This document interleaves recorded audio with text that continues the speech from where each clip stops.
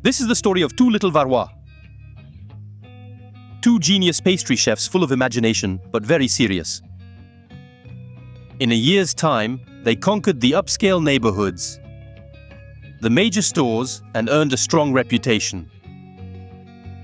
In their shop, the cakes look like jewels in a case. Behind the scenes, in their lab, the flavor craftsmen invent new recipes every day. Scratch me, there's the change too. These two inseparables have decided to bake pastries just like creating haute couture. The daily life of these two young fathers, with their rather cheerful disposition, resembles a whirlwind of flavors, draped in passion. Welcome to the lively and sometimes somewhat tiring lives of Sylvain Blanc and Hugues Pouget, where excitement and challenges intertwine.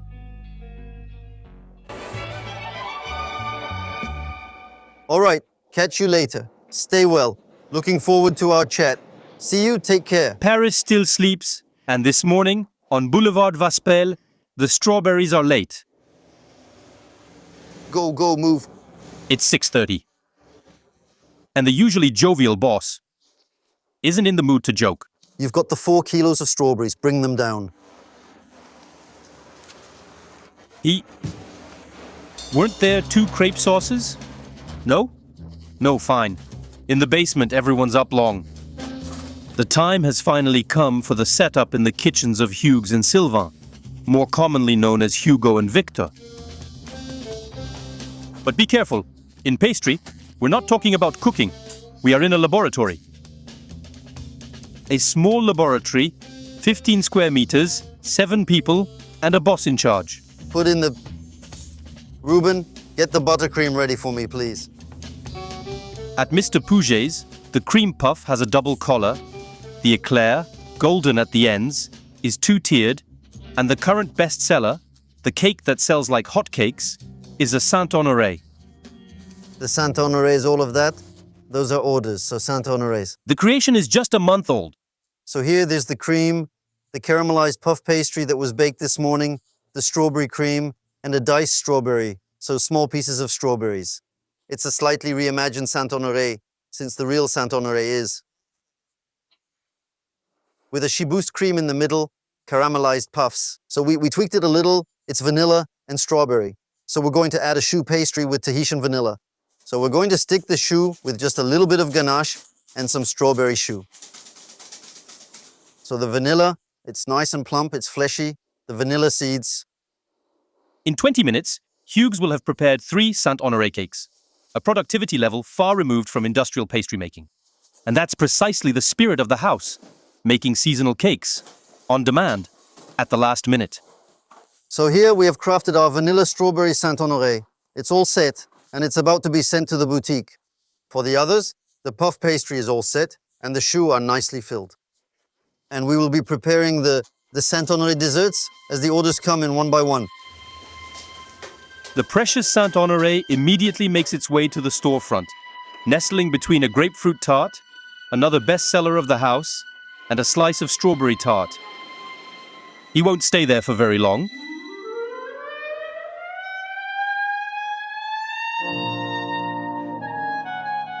No hint of lab activity can be found here. It's all about enjoying luxury, tranquility, and delicious pastries.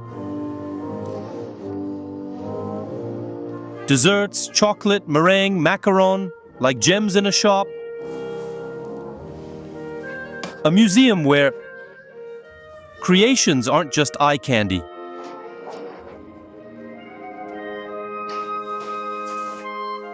Now and then, regulars like Gilles are fortunate enough to have the chef himself step in and act as the seller. Cabbages, fine puff pastries, berry cream, and Tahitian vanilla. This customer traveled 50 kilometers to buy some macarons and the famous Saint-Honoré. Apparently, according to him, it's worth the gas. It's high-end. It's high-end. And not just for show. It's also about the taste, the freshness, and so on. Otherwise... Where from? Saint-Honoré. Earlier, smooth motorway, no issues. 20 minutes to get there. Sir? Total for a cake, 10 slices of pie, a few macarons, 15 marshmallow bites, and 2 rum babas, 114 euros. There's definitely cheaper, but that doesn't stop clients from returning. Nor Hugues and Sylvain from doing business. A year ago, this shop belonged to a modest florist. Today, it has become the very chic headquarters of an incredible human and gastronomic adventure. The adventure of 2 little guys from the south, determined to conquer Paris, Hugues, son of a tech professor and an upholsterer, and his friend Sylvain, only son in a family of horticulturists. The first will be the French dessert champion, no less. The other, forgive the understatement, will be a polytechnic student. Forget the lazy afternoons of the 2 Provence kids. Hugues Pouget is ambitious, achieving his dream as a pastry chef in a 3-star Paris restaurant. They conquer Las Vegas, then set off on a world tour of flavors. Meanwhile, Sylvain Blanc makes a name for himself in the cocoa industry, and then in luxury goods. Their journey sometimes took them a bit far apart, but a few years ago, the 2 childhood friends swore to meet again. In Paris. At the time, the 2 young provincials even had a HQ and a surrogate father in the capital, Aimé. An old-school bistro owner who warmly took them under his nurturing wing. A man who certainly isn't afraid to serve a glass of white wine for breakfast. Pastries. Choco roll. Excellent. Where are we? Where are we? Where are we? When you saw them show up at your place, could you share with us what they were like, roughly 10 years ago? They were all shy. They were all shy, yes, it was at the same point. They were talking about their youth. And that's how, around that table, at the time of white wine and croissants, the 2 friends came up with many of the ideas that led to their success, such as this chocolate case, cleverly disguised as a writer's notebook.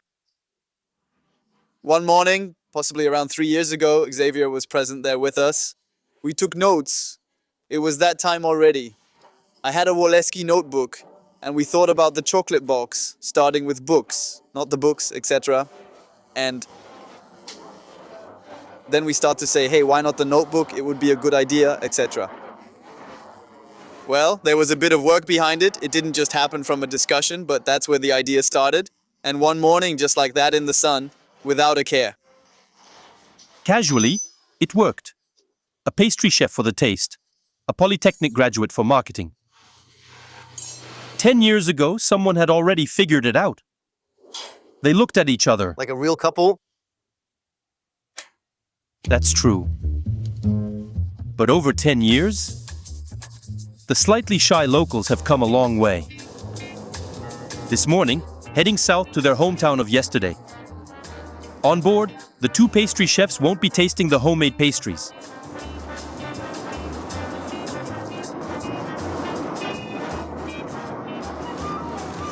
They are heading down south to oversee the production of certain fruits for their upcoming new creations. Because to exist in high gastronomic culture, you must constantly invent, like fashion designers. Witnesses, this grimoire full of sketches and magical formulas they never part with. And on this page, right at the top, on the left, there's even an exclusive that they hadn't planned to tell us about. The initial creative sketches for the collection of the fall-winter season of the year 2011. Oh, it's kind of that one. That is indeed a pear inside a glass. That's truly well then. Quite similar, before for onion. This is intended for the autumn season. It's a pear, a small pear that will be poached gently and delicately. It's exciting to go from a drawing to a dessert. What's truly the most exciting is seeing a recipe evolve over time. And this dessert, maybe it'll have a history. And in 10 years, we'll be making it still. And that's what makes it so thrilling. In 15 years of ganache, puff pastry, and marbled treats, Hugues has created about 2,000 new desserts. At the foot of the plane, the producer they came to visit is waiting for them. Sylvain knows him well. That's his father, Michel. Michel, the horticulturist who owns vast greenhouses between Hyères and Toulon. He grows flowers there, but not only that. In a little corner, he grows a fruit native to Asia, a sort of lime, which Hugues is crazy about, the kaffir lime. So there are the kumbawa trees that will bloom. You can see them very small. A rather confidential fruit in Europe, but to please the two pastry chefs, Michel has simply become one of the only two producers in France. Hard to convince Dad? No. He did it slyly. Did he do it? Whenever Hugues comes up with an idea, he shares it with me and I work to figure it out. It's meant to be my role in their adventure. On the other side of the greenhouse, Sylvain's father is growing another little favorite of the two pastry chefs. She's good. He thought she's short. A plant that calls to mind more evenings at Grandma's than fancy, high-end desserts. Fresh verbena. That's impossible to find. No one can find that for us in Paris. Here it grows like crazy. You see, there are many small shoots. So in a month and a half, 2 months, there will be big bushes. We're going to transform that into a delightful verbena cream puff. Would you think of a verbena dessert? No. No, absolutely not. Most definitely not, really. Using the sprigs of verbena he picked yesterday. Hugues will make tonight, just for himself, his family and friends, 84 chocolate half spheres and 10 éclairs. Verbena flavored,